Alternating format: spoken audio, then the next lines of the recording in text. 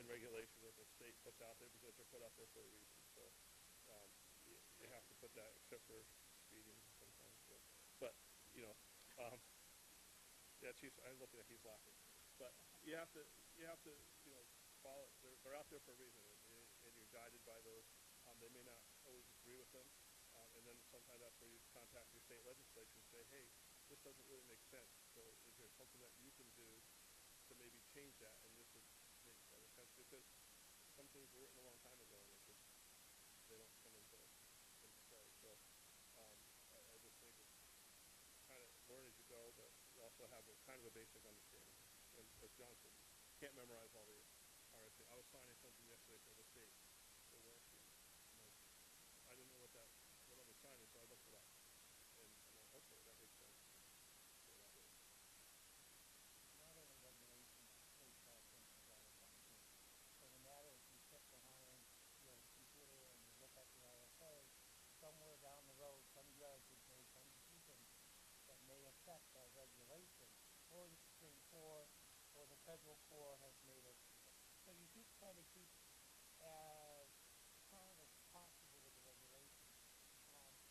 One of my advantages, I've worked as attorney citywide, as you have, so prosecutors and defenders and whatever. For many years, I've noticed that regulations are the tools. Regulations are strong enough.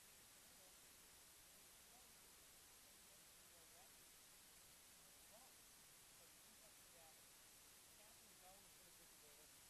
Catherine and I have many debates on RSA. Goes out 50-50. My important thing, though, is I'm here to follow the dictates of the legislative body, you folks. You create the atmosphere, the culture that we're working with. If you have passed in the municipal session a specific regulation that you want followed, it's my job as a select board person to follow that to the T. I may disagree with you. I may argue it with the chairman and the mayor, but if it's set, that's what's important. Same with the budget, same with monitoring. I am not a micromanager. I'm more of a macro manager. We have some wonderful supervisors. My job as on the select board is to make sure the work's getting done, and it's getting done safely and effectively, and within the parameters of both the delivery body and the budget.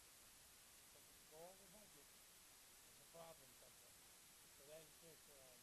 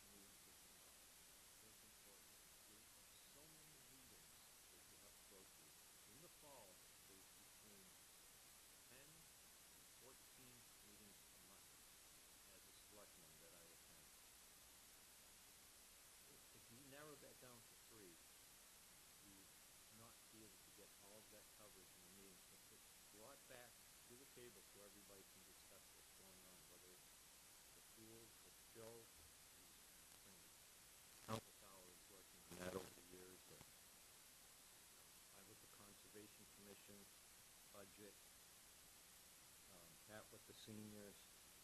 All the selectmen have something to contribute. And if you narrow it down to 3, the other problem is you only have 2 people making the decision.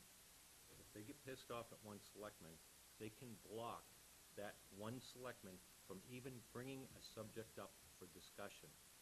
So if you want to bring something up for discussion or make a motion, if nobody seconds it, you're ignored.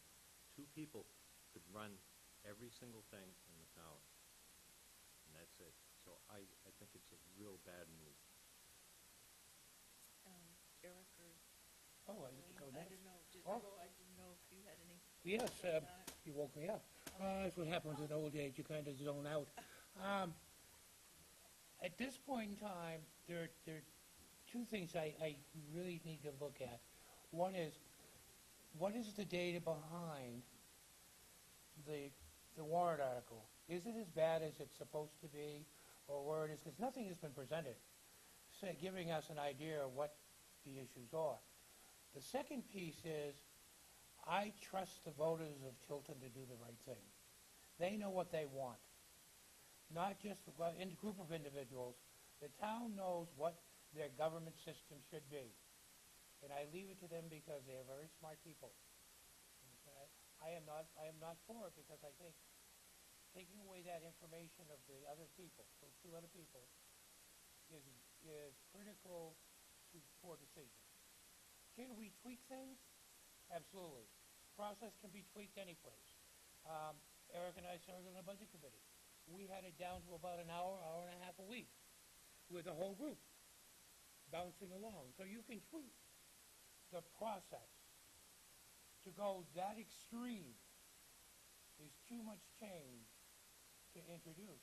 The other question I would have is, where is the fairness in that if we sit here, we do everything we're supposed to do, we're then elected as selectmen or select board members, and then told, sorry, you can't serve. I mean, where is the good faith for that to happen? And does that leave, and I hate to say this, but this is the litigation year. Where does that leave us with litigation? Because these select board members were duly elected and getting ready to be sworn in, and then they're told, you can't serve. So they'll go back to RSAs, and Catherine and I can have more debates on the RSAs. I just want to explain, because I haven't had a chance to talk to you all individually, the way the statute works is that if this question will appear on the official ballot, so you'll be voting on this on Tuesday, and that if it does prevail, it just needs a simple majority vote. All 5 selectmen's terms will end next March, and there will be openings for 3 new selectmen, and you'll have to start with staggered terms.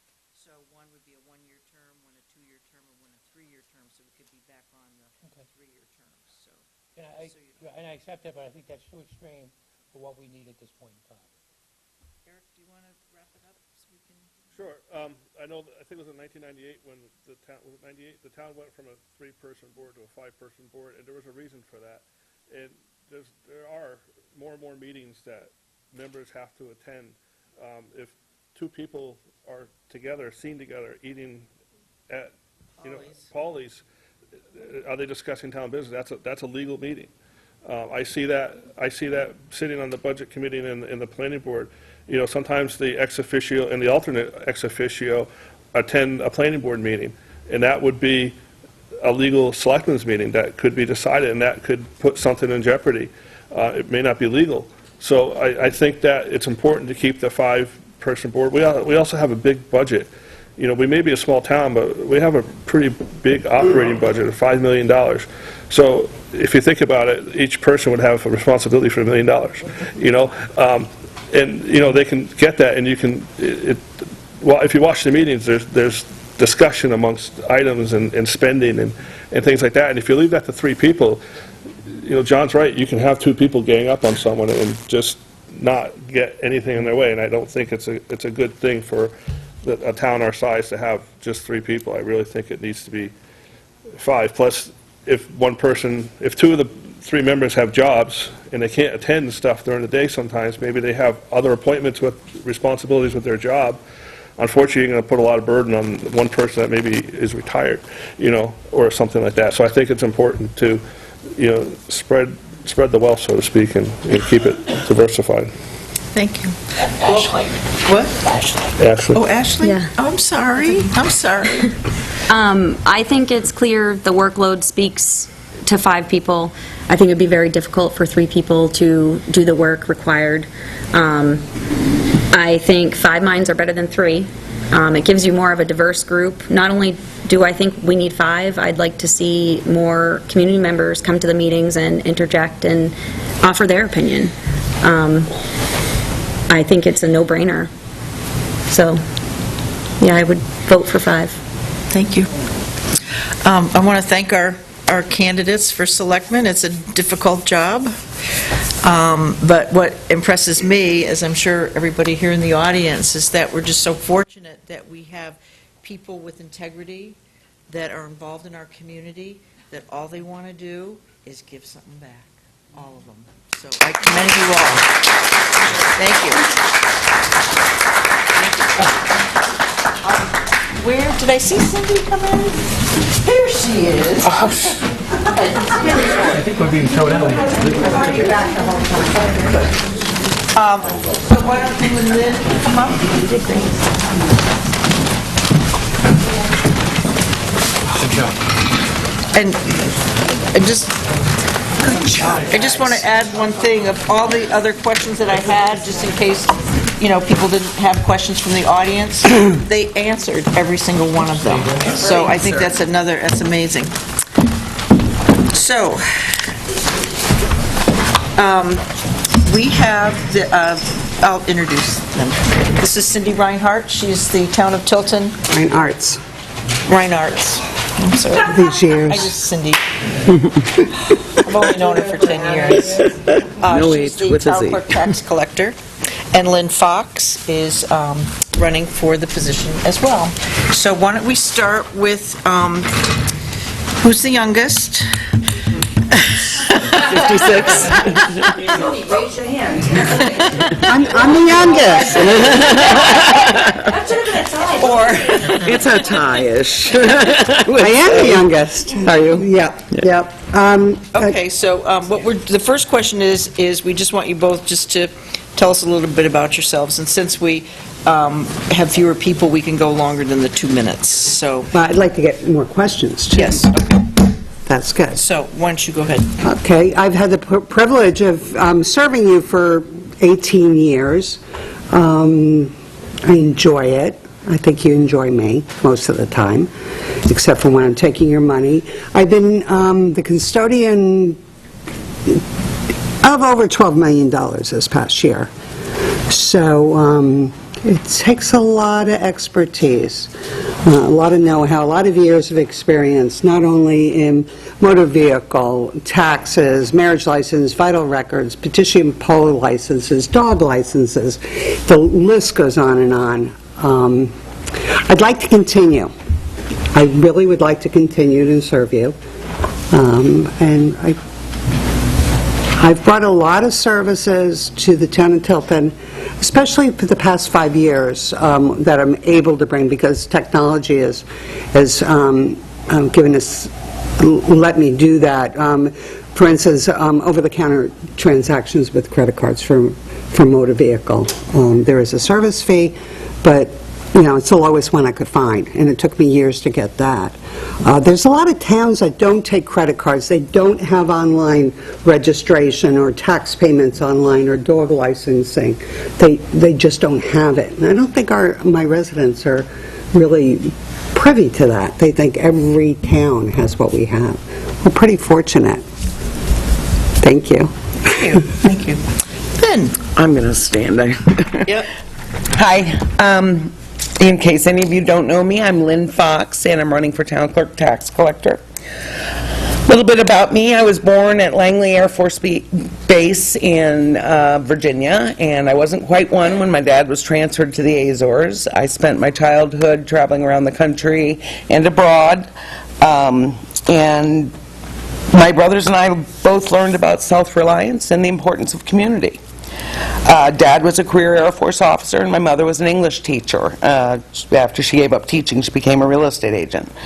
I miss them horribly, but I'm very proud to say they're both laid to rest in Arlington National Cemetery. And it's hard to see it on TV in a very odd way that I never expected. After college, I moved to New York City to seek my future there. I work for the Schubert Organization, it's the theater owns most of the Broadway theaters, is in an administrative post. And then I went to work for the Big Apple Circus as production administrator, facilitating the circus moving from town to town and putting on world-class productions all over New England. After I realized that big city living was not my cup of tea, I took a job with the New York Renaissance Festival. I was overseeing a team of about 100. We fed 15,000 people a day. And the best part of that particular sojourn was that I met my wonderful husband, Dave, who was actually my boss at the time. I fell in love, and I followed him to New Hampshire, and I promptly fell in love again with both the Granite State and the town of Tilton. I put down roots here that I never knew I could. I had been a transient, basically, my whole life, and living places. But this, I came home, and I was home. And I still love this town more than I can really fathom that I would ever love any one place. I've served on the zoning board and the budget committee, and I have volunteered at the polls. And I know the people of New Hampshire take great justified pride in their fair and open elections and government. It will give me great joy to be part of that process. I've also volunteered with Pure Water for the World and Rotary International, 7 times traveling with teams of Rotarians to Honduras to bring clean drinking water to the people there. I spent the last 7 to 8 years working in a small family business my husband and I put together, and we're still doing that. I'm responsible for all the accounting and all the administration, and Dave does sales. I have considerable expertise with computers, and I continue to take classes to expand those expertises. So I really think I'll be able to step into this job very easily with the knowledge I have. The other thing is that I have researched the courses online, or the courses the state of New Hampshire requires both town clerks and tax collectors, and I'm confident I can have all those courses out of the way within the month of the election. I've talked to various people where they put on the courses. I tried to take them before the election, but you're not allowed to. You have to be a town officer, so I wasn't permitted to. I can't think of a greater honor than being allowed to serve the people of Tilton as town clerk and tax collector. I'll bring my team spirit to the job with the goal of creating a friendly place that serves all of the citizens of Tilton. I will request that the legislative body reduce the pay for the position and will not ask for an increase throughout the 3-year term. And I think that's fair, in an effort to ease the burden on all the taxpayers of Tilton. I will bring back Saturday hours on the last weekend of each month for those people who just can't get there during normal hours, and of course be available by appointment at any time. In short, I look forward to the honor of serving as your town clerk tax collector, and I ask your vote on March 14th. And if you want to sign, see me afterwards. Thank you, Lynn.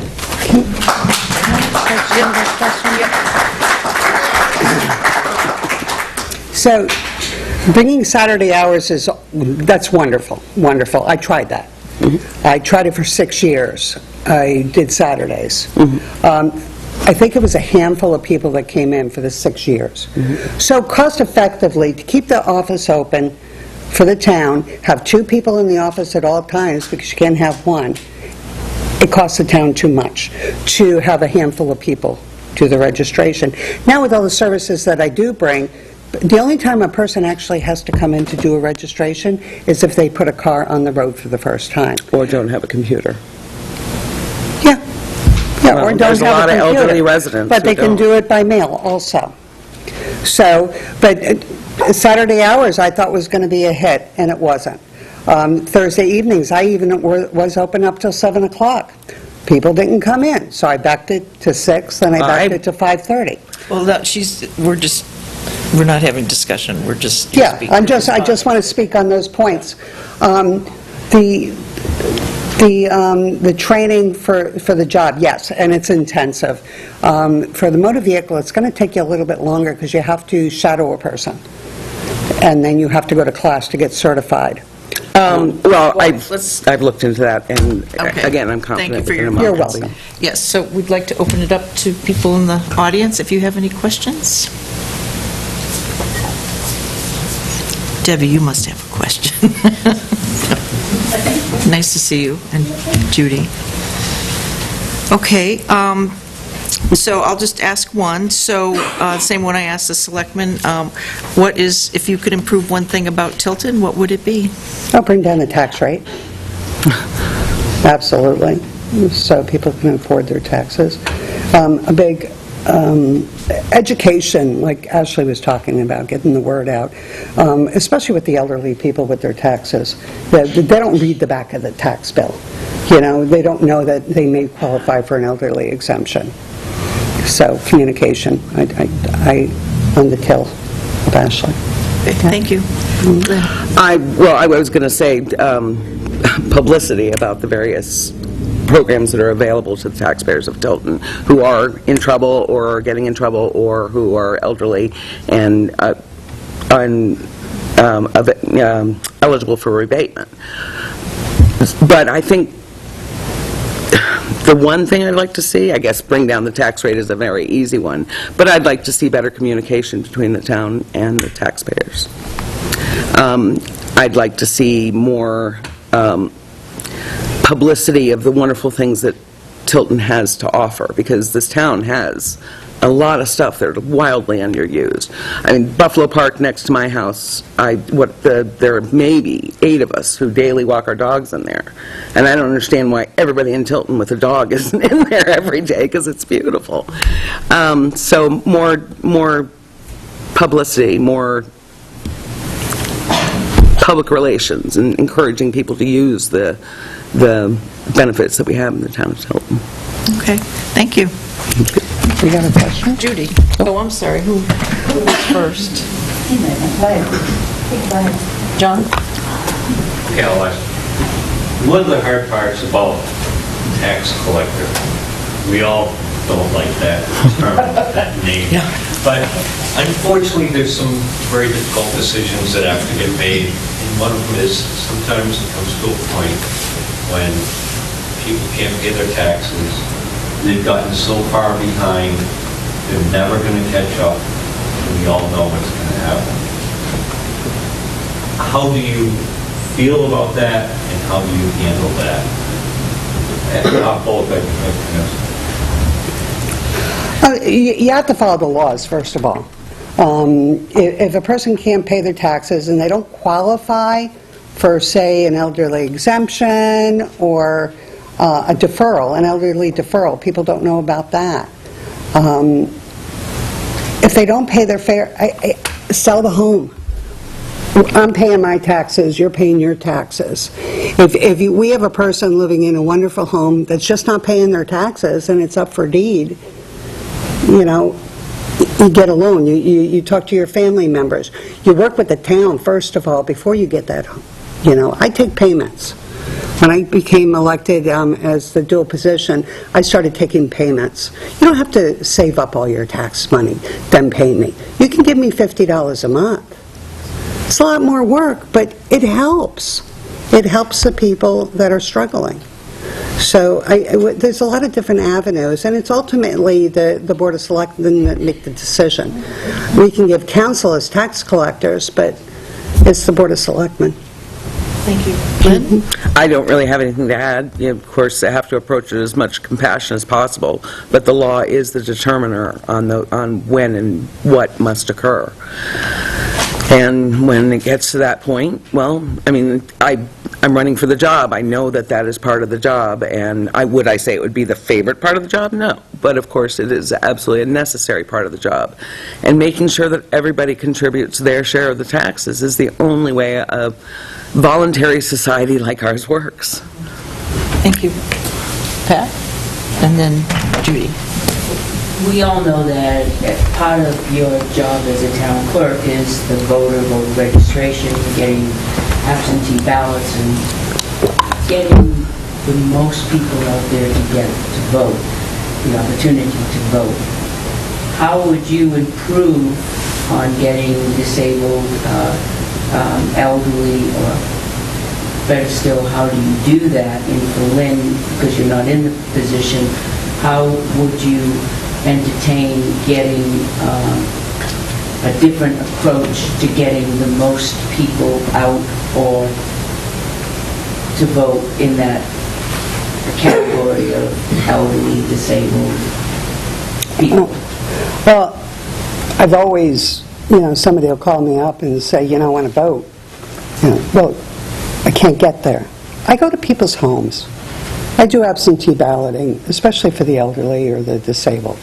I go to their home, we do an absentee ballot, I sit in the kitchen, they make me a cup of coffee most of the time, and I bring it back. To get them to the polls, I know for the veterans, I work together with the veterans, either they come into town hall or we get them to bus them in. Or years past, we go up and do an absentee voting day.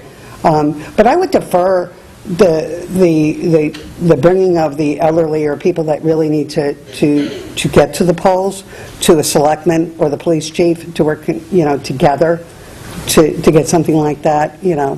But I go to anybody's house, anyone's house.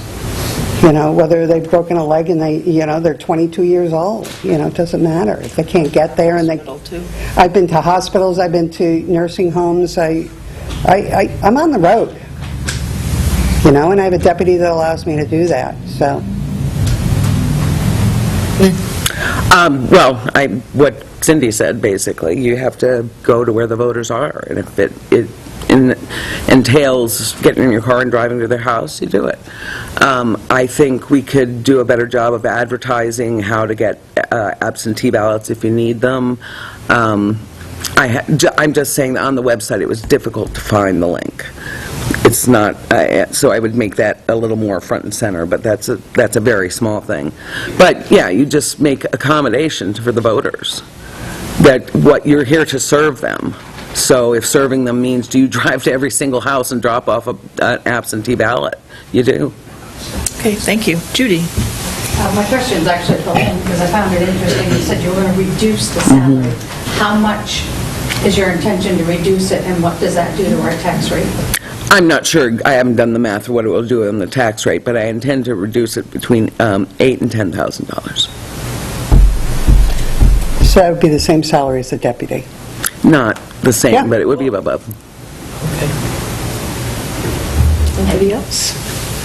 David? I'll ask you a question, Lynn, but more as a reminder. Didn't you at one time coordinate volunteers to get people to the polls for the last couple of elections? Oh, yes, I have done that for Years?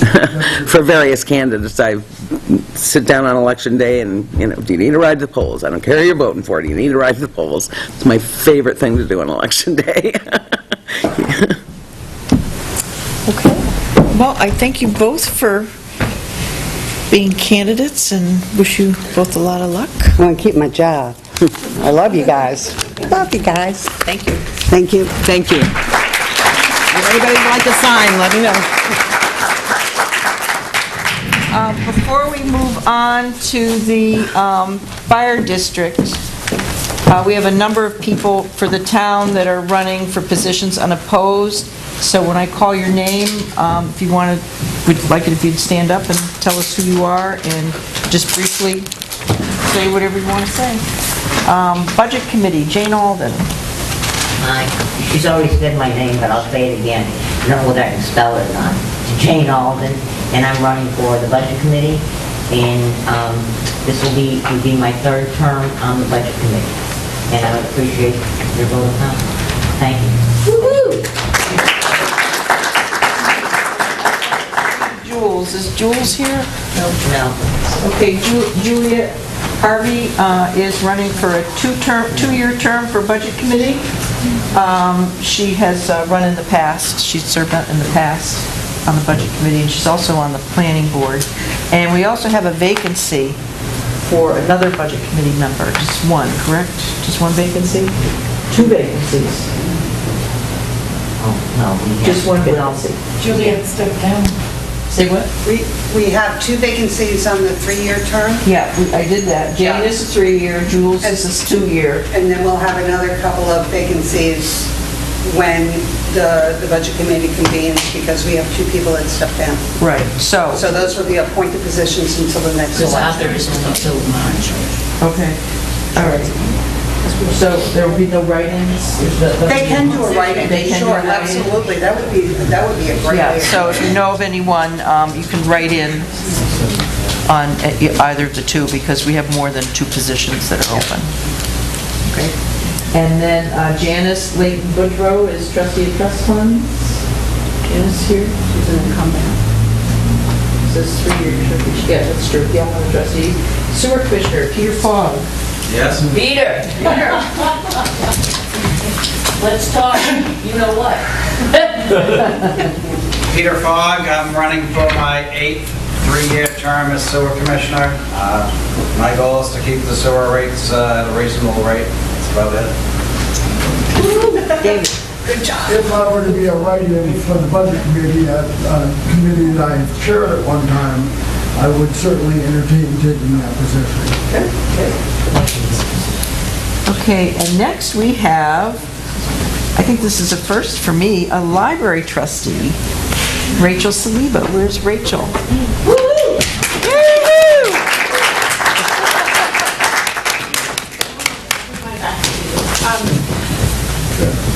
Rachel Saliba, you want me to go there? In front of the camera. Oh, you have to throw the camera so we can see you. Yes. Yeah, but no, it's a show. No, because you're going to have to come before the budget committee and the selectmen, so. I know, it's true, it's true. This has turned into much longer than I intended it to go, so well, this is great. Yep. I have been in New Hampshire for 14 years, which is not nearly as long as our selectmen, my goodness.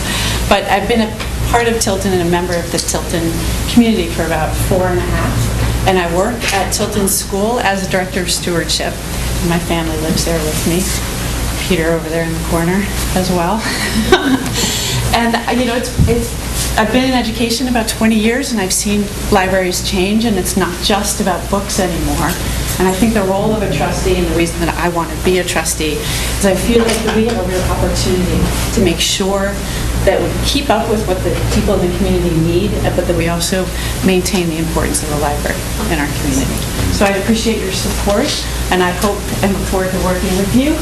And that you'll pass all our budget.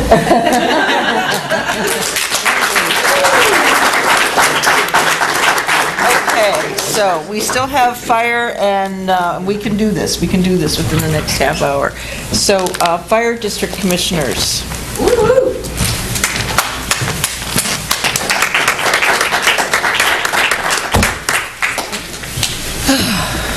So, We're not gonna do who's the youngest. no. Paul's the youngest. I might lose.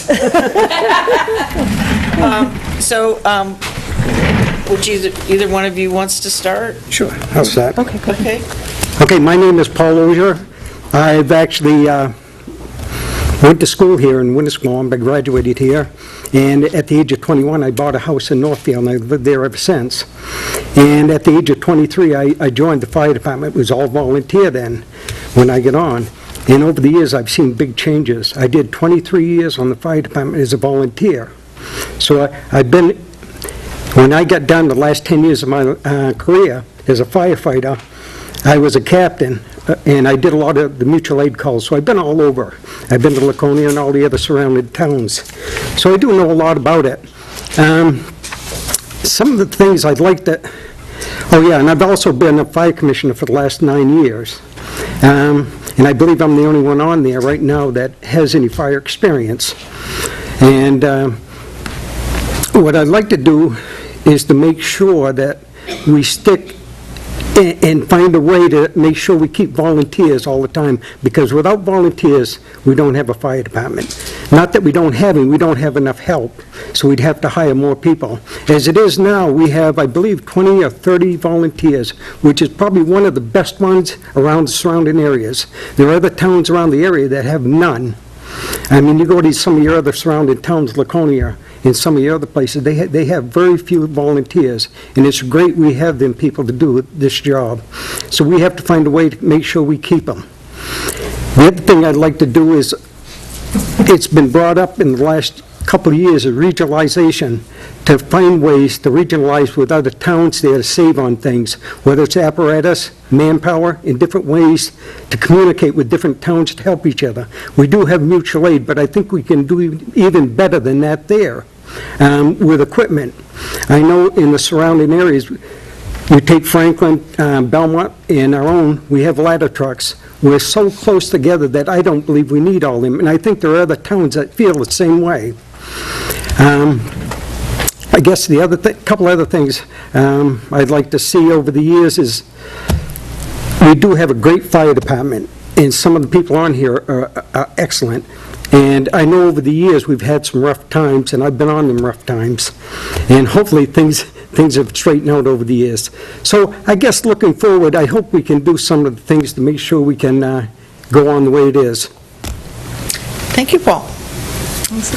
So I do a lot of public speaking, so I like to stand up. That way I don't hit anybody with my hands.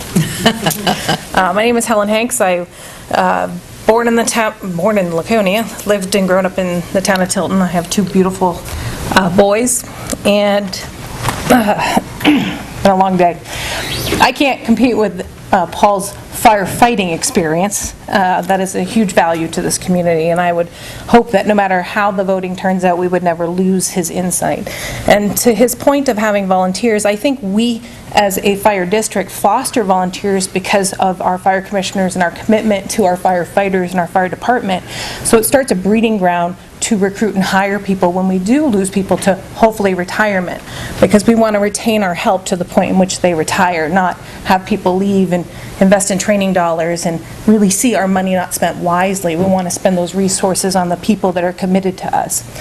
I do think it's important for you to know I have worked for at least 14 years in a law enforcement agency at the state. So I am absolutely attuned to spending our tax dollars wisely. I spend your tax dollars every day, and I spend them responsible to fiscal conservity.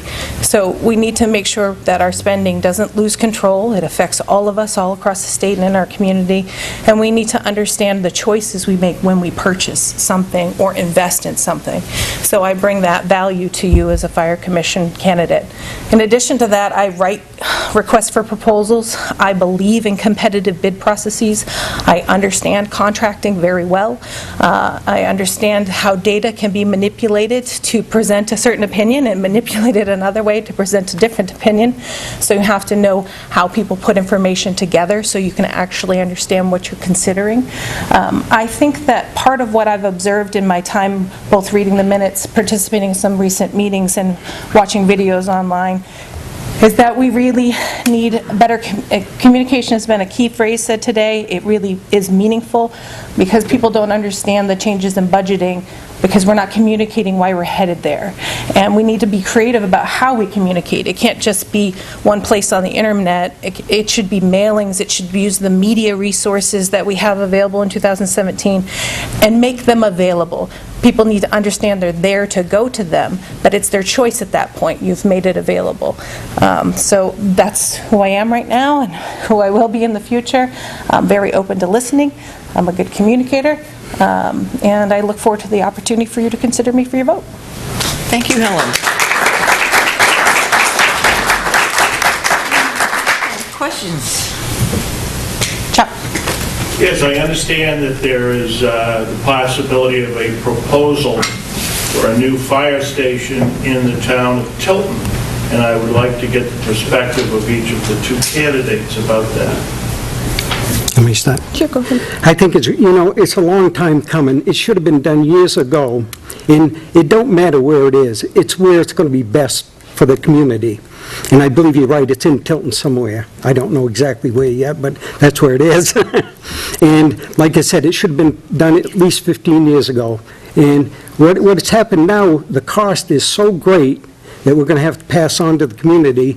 And we've spent a fair amount of money already to get things moving, and I would hope that the people of this community go along with us and make sure we do get it this year, because it's been turned down several times over the years. So in looking at the recent information on the proposal for a new facility, I have my own personal questions as a voter. I hear that there's a maximum lot size of 3 acres, and I wonder why we have to have a 3-acre lot. That I understand the request for the need. I'm not saying I'm not against building the building, but I definitely need to have a better understanding of some of the decisions that drive the cost in developing a facility structure. I'm actually part of a group of people who are facilitating a large construction build now on behalf of the state to the tune of $50 million. And I understand what you have to do to stay on task and on budget to stay within the monies that are voted for and allocated, because if you don't, you're irresponsible and you're going to cost you, the taxpayer, more money, and you're going to do it for sloppy reasons. So if, as a community, we vote to build this building, I will be right there with you, assuring that your money is invested wisely, timely, and that the special word change order doesn't come up, because every time that comes up in a construction build, that means more dollars. Thank you. Thank you. Anyone else? Judy? How are we going to retain our current firefighters without increasing our budget? How are we going to retain them without reducing the budget? Without increasing? I would Go ahead. certainly, I am actually working on a retention recruitment strategy, and there are key elements you can do that are low-cost interventions with your staff to improve the culture, to help people stay. It's not always the dollar. Yes, it's meaningful. We all have to live and the benefits. But you can do different things to survey the people that work for you to understand what's most meaningful to them. Those things also include looking at flexible scheduling, looking at different accommodations based on someone's life that doesn't interfere with your workflow. But those are the gives and takes in retention strategy that we have to be open to considering. There's something called checking in. You need to check in all the time with the people that work for you and to see what's going on. You have to understand what impacts your decisions are having on people, and in fact, it's more beneficial to understand the impact before you make the decision, right? So those are just small things you can do that just improve a culture, especially a small group of employees. I have 800 employees now. You're talking about a small cadre of individuals who are already here invested in doing firefighting. So what do we need to do to make them feel empowered in their job, safe in their job, and successful in their job? Thank you. One of the things, there are a lot of the firefighters now, I think there are several that live in the community, that feel invested in the community. So I think by doing that, they feel like they're wanted. And money is not the major thing around. I think they have equal pay throughout the community. I think it's more all the stuff, the benefits and everything that goes with it. But over the years, we have lost some people. But we've also been some people that have gone that feel as though they'd like to come back, which we had one happen. One came back to us because where he went, the benefits weren't as great as ours. So we do have pretty good benefits. And we I guess we kind of match whatever the communities have. Okay, thank you. Any more questions? Jose? It has come to my attention that because we're two communities and the river over here gets wide sometimes, both sides have different needs from the fire department. They have a different concept of what they need for their communities. How do you see that in your philosophy? I think, Joe, that's gone by. I think a lot of people feel as though you're not going to find a better place, a better way to have a fire department than what we got. As you know, several years ago, they wanted to split up. But cost-wise, it wasn't worth splitting up. I mean, it would be to neither one's benefit to do that. So I think we got a good thing going, and I think it'll stay like that for years. It's been like that for years. Yeah, I would agree that we have looked at different options as a community over the years. We've certainly had our stressed discussions across the rivers, but I think we are where we are today because we're committed as two communities to have a fire district and to think about things where we can partner with other towns to be successful. And I live on the east side of town. I certainly know what my fire coverage is, but I also understand what mutual aid is and the effects of something that's being proposed to each town. So we really need to understand the cause and effect of our decisions individually and as a community. Thank you. Speaking of mutual aid, there is a warrant article this town meeting about each of the towns withdrawing from mutual aid and then the fire district itself becoming a member of mutual aid. Can you speak to the pros and cons of that? Yeah, in fact, the fire commissioners just had this meeting, and that was part of their discussion, and there was a wonderful handout put together by Chief Sitar. It shows that if the two communities independently decide to withdraw themselves, Tilton will pay approximately $10,000 more. And if the fire district has to join as an independent body, it's again financially not favorable for the town of Tilton for either of those decisions to be made. It's actually financially favorable for the town of Tilton to keep it just the way it is. And I believe by saying that, she's right, but it'll affect the whole Lakes Region Mutual Aid by doing that. Not just Tilton Northfield, the whole Lakes Region Mutual Aid, because the way the system is set up. Right. I am absolutely certain you're right. I've been told that, but if somebody someday could explain to me why that little tiny change seemingly. Lynn, I think if you reach out to Chief Sitar, he has an excellent handle on the cause and effects, and he says it well.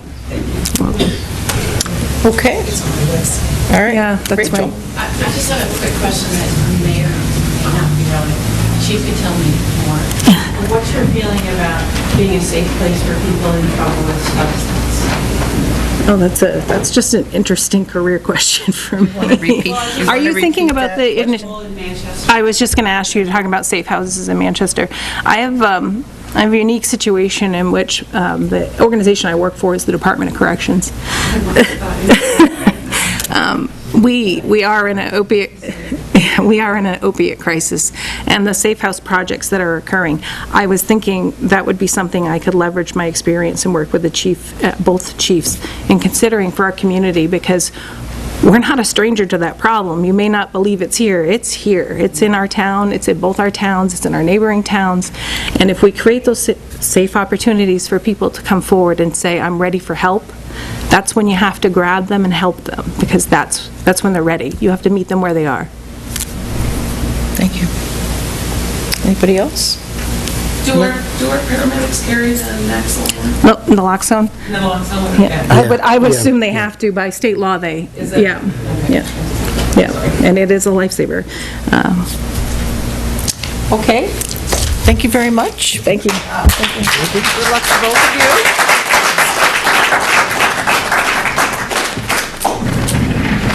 Okay, now we have some guests from Samberton and Northfield, so the school, members of school board and members of the budget committee. So I didn't know if you wanted to stand up and, you want to start, John?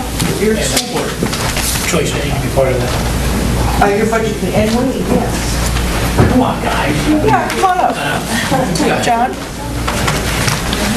You have to separate you two here. Behave yourself. Yeah, what's up with this? Yeah, it's cool. What's up? Ask him about last night. Sit out here.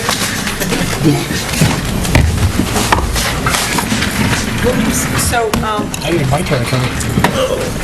why don't we start with school board? So, is Nathaniel Bragdon here? Oh, okay.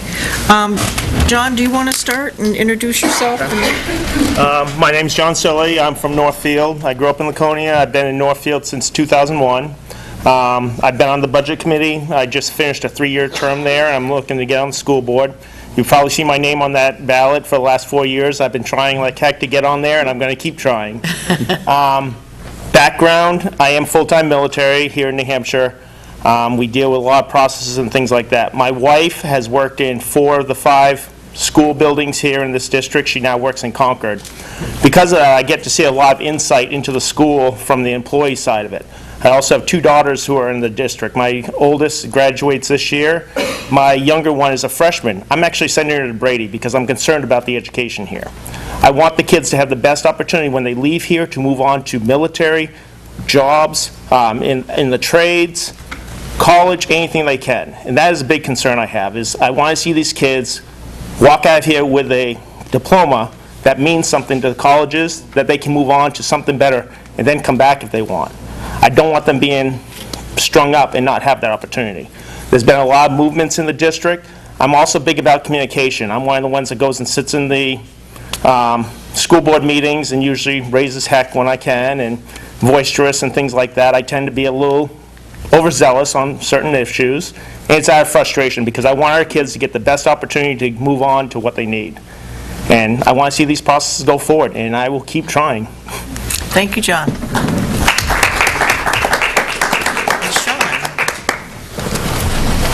Hello, I'm Sean Goodwin. I'm a 20-plus year resident of Samerton. I have 3 children in the district, one at the high school, one in the middle school, one at the Samerton Central School.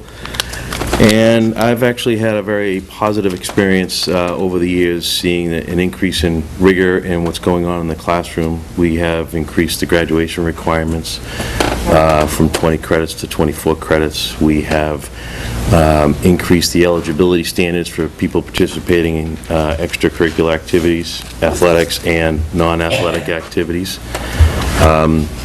We have continued to push for the rigors in the school. And as a parent, I can tell you that we've seen a lot more work going on at home and a lot more difficult work being sent home. I will tell you that one of the challenges that this district has is that not everybody views the education the same way. And in fact, there's a segment of the population that don't get the support at home or in the community to value what's going on in the school.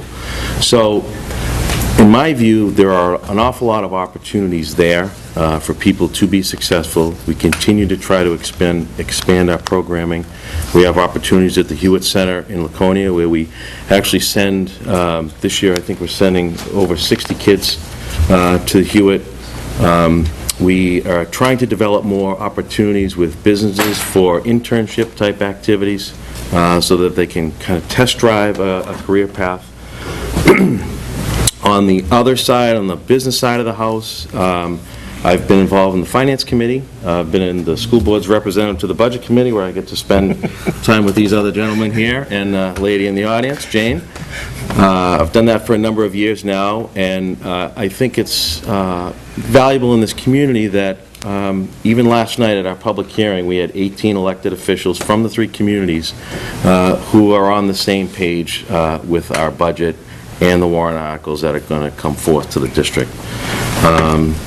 One of the other things I would like to point out is over the last 10 years that I've been involved in the school board, we have done a lot of different things to try to reduce the operational costs of the buildings. We've done a number of energy projects. The big ones are, there's a wood chip plant that is providing 85% of the heating load to the middle school and the high school. And in fact, this year at district meeting, you'll see money to take the oil tanks out of the ground because we're able to operate on wood for the most part and natural gas on the shoulder seasons.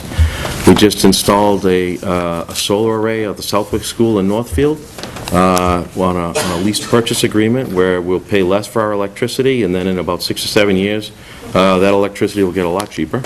At Samerton Central, where, again, we've removed a 8,000-gallon oil tank, and we're going to be burning wood pellets here in the next couple of weeks.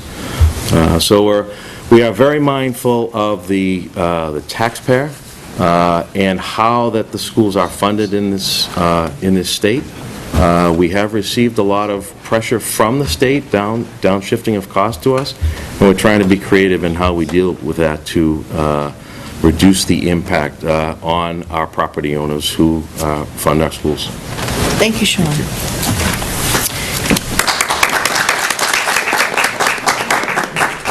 Dana Newt, Sampton? Yep, Dana Newt on the Budget Committee from Samerton. Is it approved someone owns a white Silverado dually outside? Approval license plate, PRU? That's Karen and, they were in Onions. Onions, okay, all right, the vehicle, okay. Yep, sorry about that. Tow it. See what you did already, Dana? What's that? See what you did already? Come to my town. Yeah, I know. Get in trouble.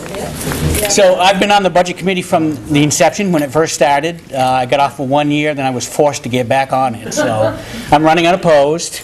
When I started years ago, I had brown hair, then Jane got on, so now I have gray hair. But it could have been Wayne, too, so it's one of the two. I'm not sure, so. Jane. Yeah, it could have been, so.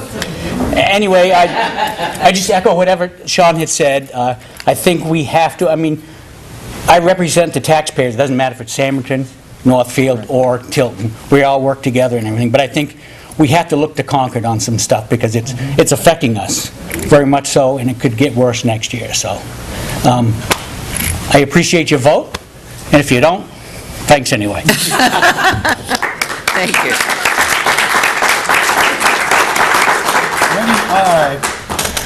Good evening again. I have a dual role tonight. The first role was to come and ask for your support for the Select Board. Second one is, I am also, like Dana, up for re-election for the Budget Committee over at the school district, and I've been sitting there now for 3 cycles, 2 or 3 cycles, I forget what. I used to have Appreciate. Yeah, pre-shave. We have, the school has done well. You'll like the budget this year. It came out well. Although we're very assertive in our views at times, like John and myself and Jane, we were able to come to a consensus on what should be a great budget for this year. Be aware that that budget cannot stay the way it is, because as we grow and our support from Concord lessens, more money is going to be picked up for the town. So we're going to be coming to the town and our citizens to represent us down in Concord. I can be very assertive in my views for our citizens, and I'm running unopposed, unless I run against myself, but I won't say that because I'll probably lose. But I think that we need to really take a look at the school budgets. And at one time when I was sitting on the town and the school, I was dealing with $30 million, which is an amazing sum for a little country boy like myself to figure out, God, there's that much money in the world. But yeah, so folks, if you're looking at your budgets, look at all the budgets. Look at the school budget, the town budget, the fire district budget, because it all adds up. And when you get a little tax bill, take a look at it, and believe it or not, you're the ones that are okaying it. So get out there and say, hold on for a second, okay, and really get your voices into it. So I would go running unopposed. I will accept your vote in both categories, because I'd love another 3 years of aggravation and masochism sitting in the school. By trade, I am not a bean counter. I have no idea about accounting, and I love every minute of it not being able to deal with that. I am a social worker by trade, which drives the accountants crazy, because I will spin everything into a clinical view. Okay, but we get it done. And again, I want to thank the folks here for their duty, and Jane, because they've done a really great job controlling a situation that at times can be very aggravating. Correct, Sean? No.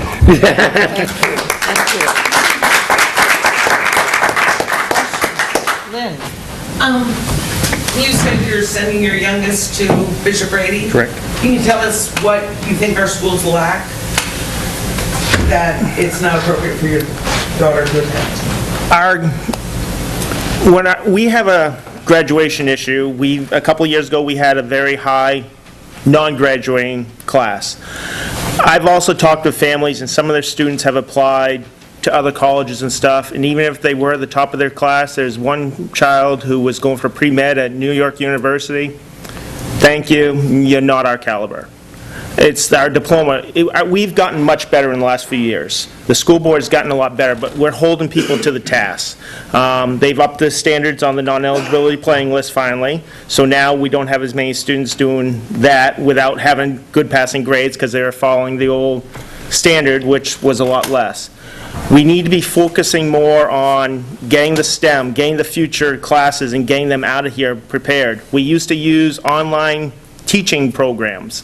That's gone away in the last couple of years, where literally the students sat in the computer room, Google answer, Google answer. And they could take a course they knew they could fail a course and go in and take this computer course, and in a couple of weeks, get the same grade that they were doing over there. Another problem we have in our district is our current scheduling for the high school, which is changing next year, which is great. We're going to be matching the grading, the course schedule that we're seeing in our surrounding towns. So it's a 4x4, I'm not sure the exact term for it, but it's now matching our surroundings. So before students would leave here, go to another district, they would miss out on the opportunities because it doesn't fall in sync. So if they came back, they fell behind.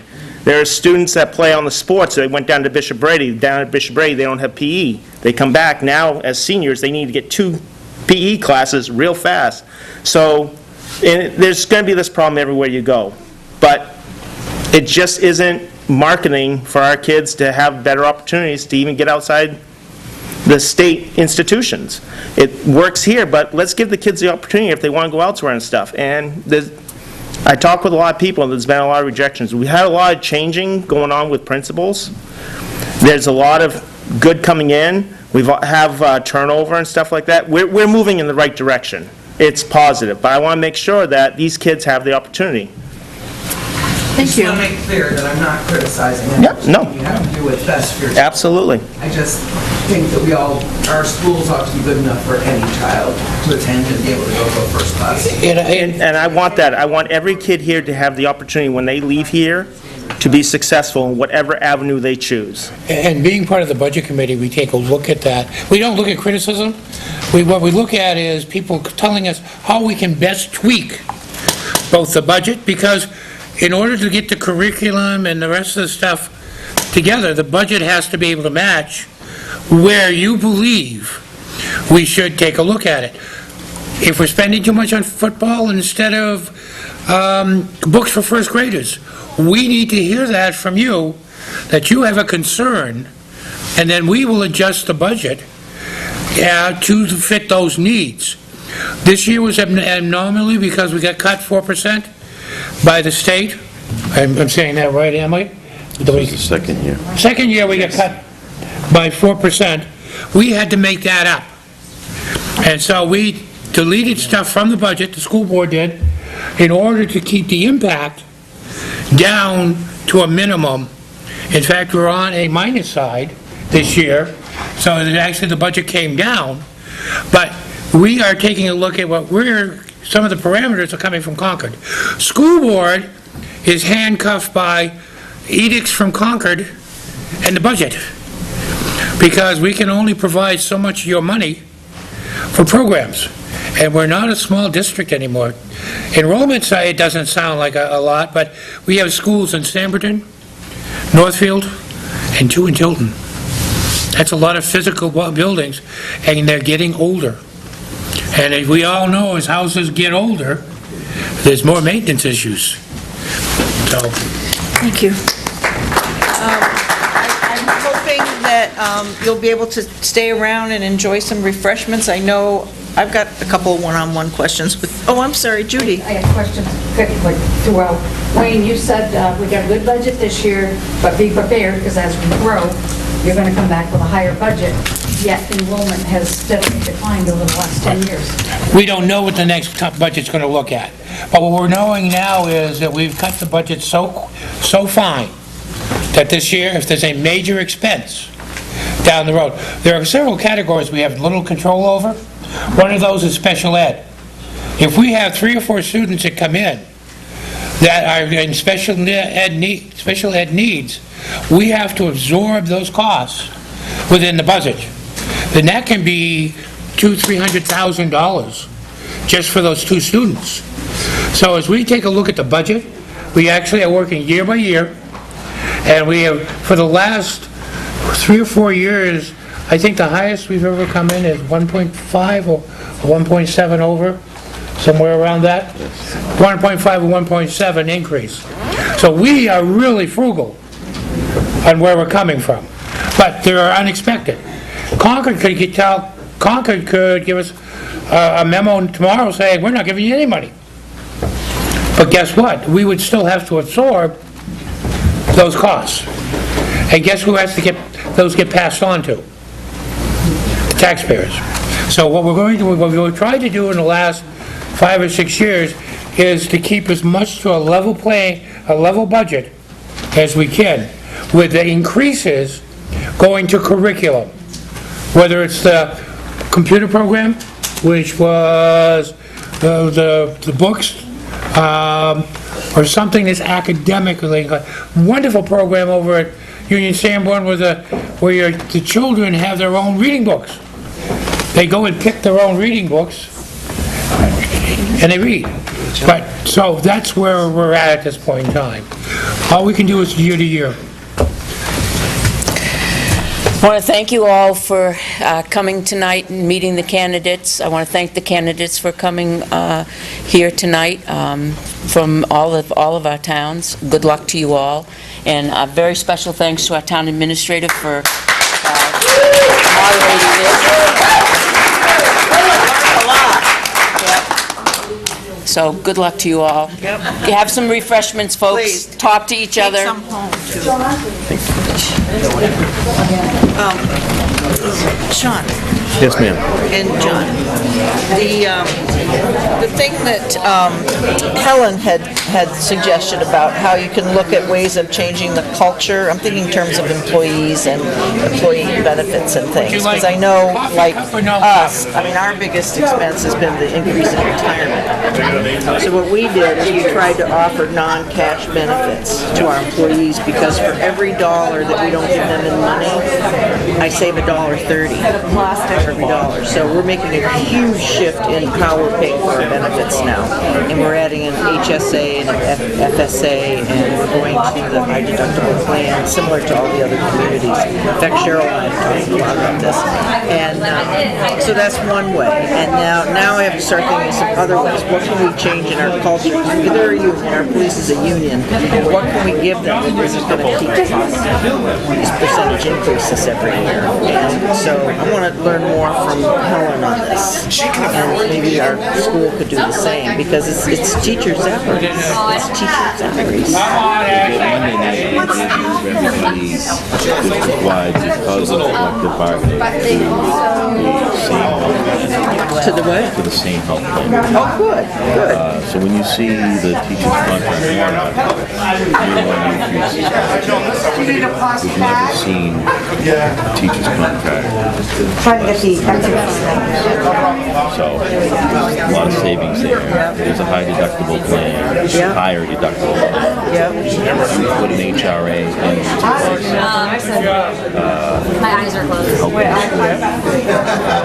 Cover that deductible. Good. So there's a lot of savings to it. Yeah, in fact, our first year wages and fringe benefits are just under $30,000, which is we've never had that, because it's netted out. That's very nice. So I don't know, it'd just be interesting to see if we can, I feel bad because we lose so many good teachers, great teachers there. And if there's anything we can do with. I mean, I think we have done a lot. Oh, yeah, you guys have. You guys have been phenomenal. The biggest problem is we can't. I said, I hope you win. We can't compete with, some of the other salaries in the because of our sensitivity to the tax code. But Concord is making it worse. Concord is making it more difficult. Well, that was the other thing I was going to ask you, because you were saying stuff is coming down.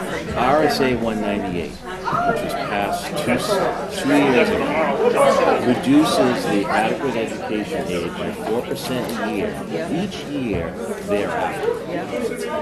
So 91,000 the first time, 90,000 and 92,000 the second time. Okay, that's one number. The impact to us is $233,000 budgetary problem. So when you say, all right, so we walk It's about our taxes, because we are going to take a hit each year. And me and my wife have been very protective of kids, and we're pushing. And people come up and it's like, oh, they're doing this, and I'm like, I'm in there, and she's like, you need to shut up and let some people fight their own battles. Yeah, I go to every school board meeting I can, and I sit in the audience to get my packet. Because what they put online does not reflect what I see in the board packets, and this and that, really. And they don't record the meetings. I want. I mean, we're looking at what we can do with you. I tend to hold her to task on certain questions, and she doesn't like it. We need that. I think we need a superintendent. Before you do that, we have to figure out where we're going to put the other kid. He's done very good on the board. I like him. Right. We butt heads. So we're looking at that. But I like the way he thinks. Well, the other thing too, right now, I don't know if you heard, but we've got a fire station that we need to build, that's $4.5 million. We have a warrant article for $31,000. One of the things that take plan for a new police station that we've already paid for. So we have the whole conceptual idea.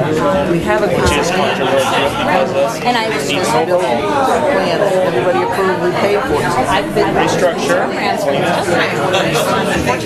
all our numbers saying, okay, it's going to cost $10 million. So I am on the board for How are three jurisdictions going to be? Yes, out by 132 or over by the chiropractic place. So, I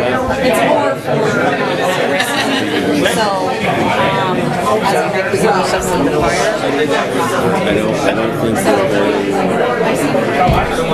Our chief is. I work in the fire department in Belmont, and I go in. So I've probably seen you because I work in the ER. We talked with Franklin.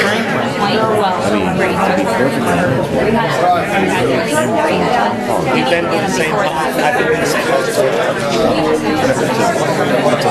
No, it used to be bad. Maybe it's that because really bad. They do more. And they have to do more to overcome what we're doing, so. I don't know how many years ago it was, 9, 10 years ago. I couldn't believe it. I'm going, oh my God. Yes. Get me out of here.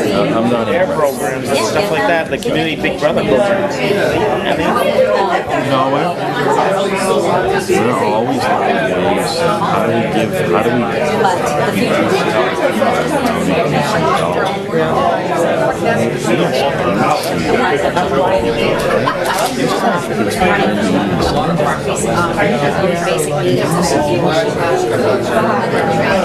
Is that the other thing you had alluded to? You were talking about you need more. Yes, it's legible, it's not policy. And the school board, probably 40% of the policies I put out.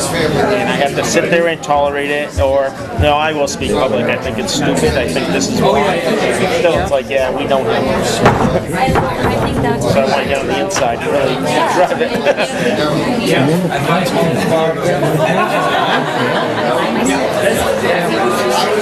How do you break through that? You know? I think that's where we are. How do you break through that? I don't know. I feel so bad because one good thing I think that Terry doesn't. my experience with It becomes public knowledge and she has to. from preschool. Thomas had 2 years of preschool. How she will. But if it gets out, then she has to act. And I felt that I always got schools running their buildings. Schools where you expel these students because great teachers. Oh no, you gotta keep that. They bring a knife to school. Still didn't have a clue. Reasons that out of school suspension, things like that.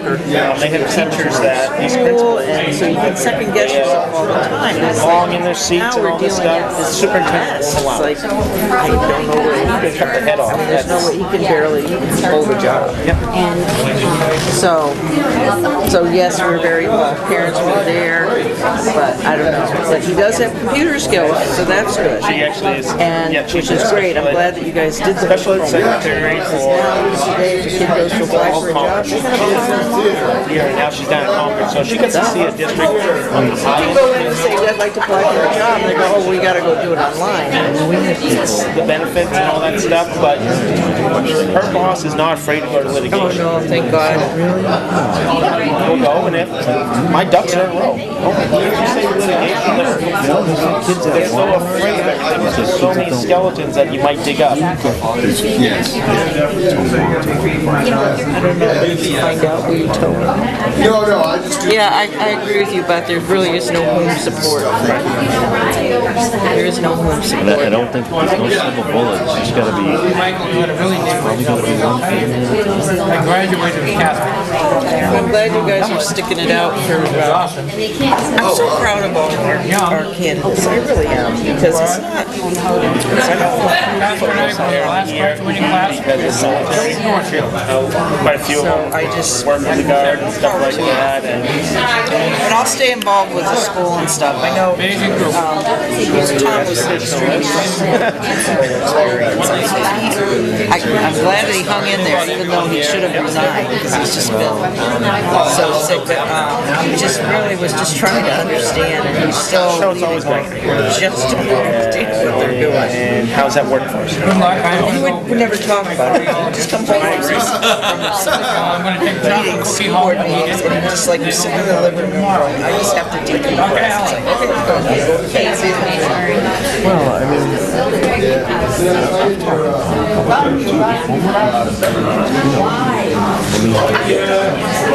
And the number of kids failing